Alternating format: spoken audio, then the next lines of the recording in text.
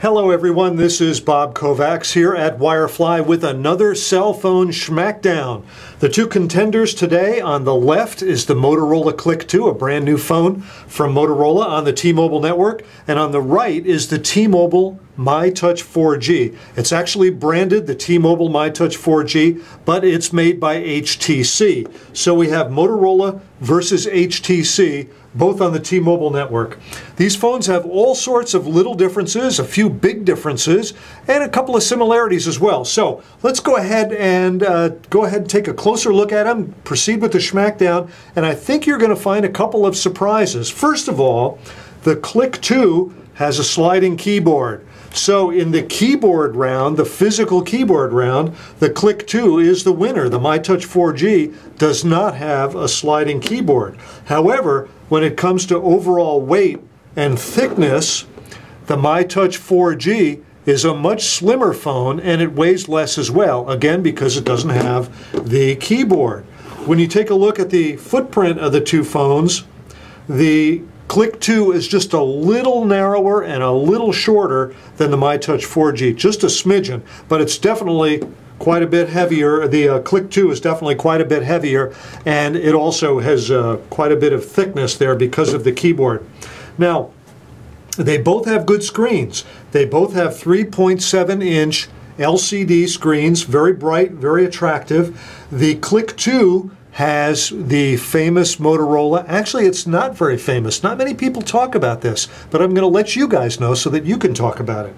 This screen has 480 by 854 pixels. This is the highest resolution screen currently of any Android cell phone.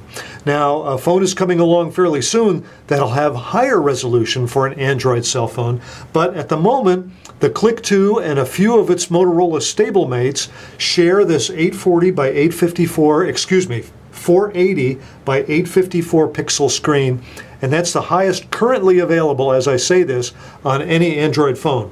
The myTouch 4G has got a 480 by 800 screen. It's a very nice screen, but it doesn't have quite the resolution that the screen on the Cliq 2 has. So you have a higher resolution screen on the Cliq 2. So the Cliq 2 wins the keyboard round and wins the screen resolution round. Uh-oh, how is the myTouch 4G going to make up the difference? Well, if you look at the top, the myTouch 4G has got a front-facing camera, and the Cliq 2 has no front-facing camera. So if you want to do video chat, the myTouch 4G is your guy there, and it does great video chat. If you download an app called Tango, which we've used on the myTouch 4G, it does really fun video chat. And you can do video chat with an iPhone, you can do it with an Evo, the Evo 4G on Sprint.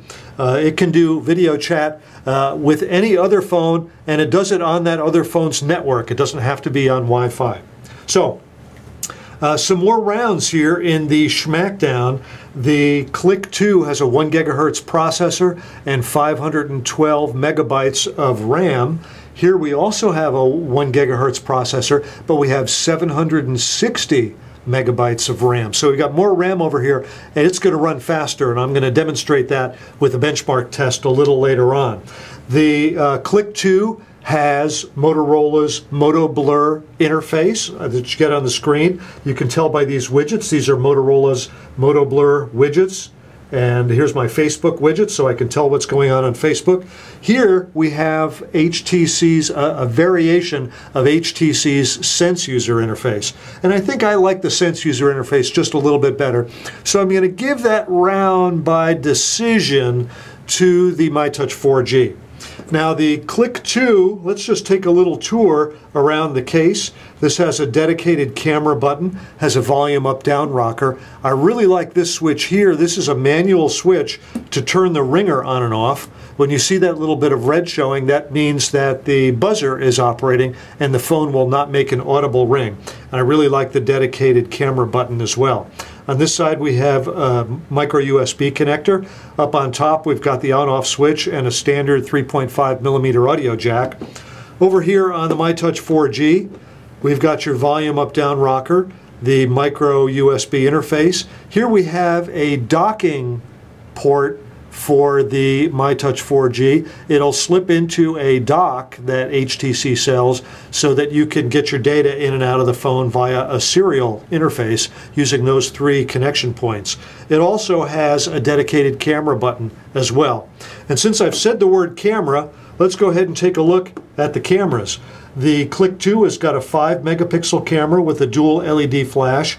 The myTouch 4G has got a 5 megapixel camera with a single LED flash. Okay, we're showing the back. The Cliq 2 has got a very thin and, well, I don't want to describe it in any more graphic terms, but it's got a very thin back, and it's made of plastic, easily flexed, and so you can make of that what you will. The myTouch 4G, on the other hand, has a metal back. At least it feels like metal to me. Looks like metal. It might be plastic, but it's a much heavier, much more inflexible plastic. Let's go ahead and take a look underneath the covers. Both of these take a standard T-Mobile SIM. I have the SIM in the Cliq 2. I don't have the SIM here. I've got it working on the internal Wi-Fi network. They both have external storage in the form of a micro SD card. The Cliq 2 comes with a 2 gig micro SD card, and the myTouch 4G comes with an 8 gig micro SD card. I know which one I'd rather have. The myTouch 4G also comes with 1 gig of onboard storage. The Cliq 2 comes with 1 gig of onboard storage. But the good news in both cases is that you can get to the external memory card without taking the battery out. And that brings up the battery. Here in the myTouch 4G, we've got a 1500 milliamp hour battery.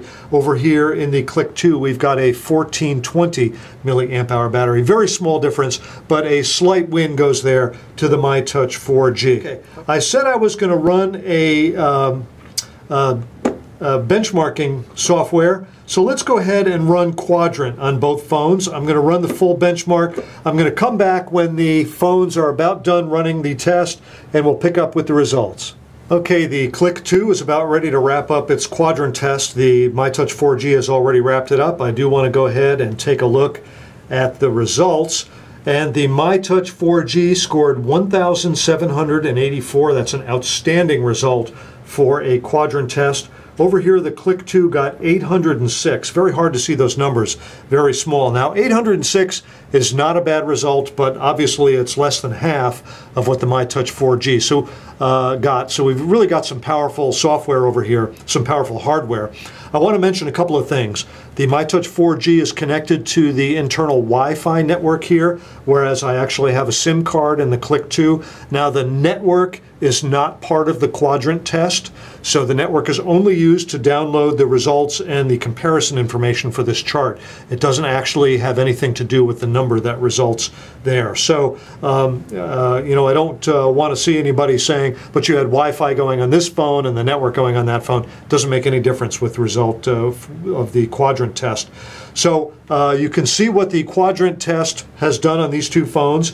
806 is not a bad score, but you know, the myTouch 4G definitely wins that round of the Schmackdown. A couple of more points to make about these phones. First of all, very big point, the Cliq 2 is a 3G phone. It connects to T-Mobile's HSDPA network, which has a maximum theoretical bit rate of 10 megabits per second. Now, 10 megabits per second is a pretty hot steaming deal to get to a cell phone, but that's the theoretical rate. You're probably going to connect at the top end around 3 megabits. Maybe you might get to 4 megabits. That is an excellent connection speed. If you could consistently get 3 or 4 megabits per second, man, we would all be doing handsprings in the streets with our phones. That would be wonderful. But the myTouch 4G is a 4G phone.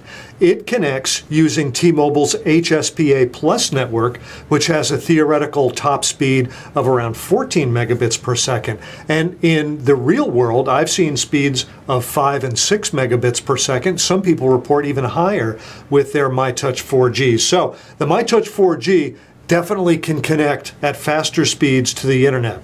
And that's particularly good if you want to do that video chat, because that'll work really well with the video chat. So you get faster speeds with the myTouch 4G than you can with the Cliq 2.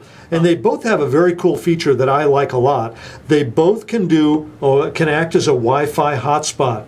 Here you got the icon for the 3G mobile hotspot right there. Very easy to turn it on. I've done it on both phones. It works great. Even with this phone, I was able to connect to a computer using the Wi-Fi and got a data rate of about 1.2, 1.3 megabits per second on the computer connected via Wi-Fi. So that was excellent. Over here, by the way, you have the ability to set up a variety of different kinds of security on both of those Wi-Fi mobile hotspots. So that's pretty cool too. So you can go ahead and set up your security, whatever you want to do. They both do that very well, but of course, with the myTouch 4G, you have a phone that has a higher internet connection, a faster internet connection, so you can do an even better Wi-Fi hotspot with this. If you share it with more phones, you've got a bigger slice of pie that you can split up to those phones because you have a 4G connection here and only a 3G connection here. So that wraps up the Schmackdown on the Motorola Cliq 2 versus the T-Mobile myTouch 4G, both of them on the T-Mobile network, this made by Motorola, this made by HTC. I think personally that I would go for the myTouch 4G. I just happen to like its slimmer profile and faster speed. I like its bigger on-screen keyboard, so I think I would go with this. Now, I can see if you want a physical keyboard, this has a physical keyboard. I like the higher resolution screen on the Cliq 2, so the Cliq 2 has some things going for it as well, and I couldn't fault you for taking it. If it was my choice, I think I'd go for the myTouch 4G, just for the sheer power and also the front-facing camera. So, hey, this is Bob Kovacs here at Wirefly. Thanks for watching.